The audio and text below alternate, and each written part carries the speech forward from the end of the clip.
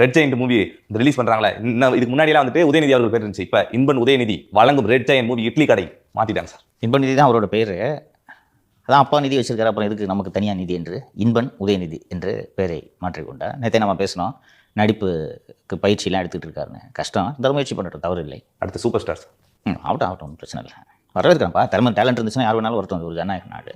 நீங்கள் நல்ல இந்த பேட்டர்ன் அண்ட் சீக்வன்ஸ் எல்லாம் பார்த்தீங்கன்னா, இந்த குடும்பம் சினிமாவின் மூலமாக அரசியலில் கால் பதித்து தமிழ்நாட்டை கையகப்படுத்துவது எளிது என்று இந்த குடும்பம் இப்போதல்ல, கருணாநிதி காலத்திலிருந்தே நினைத்து வருகிறார்.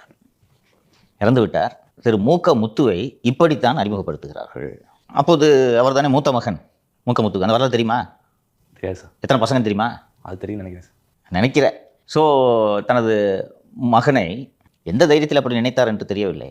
எம்ஜிஆருக்கு இவர் சமம் என்று நினைக்கிறார்.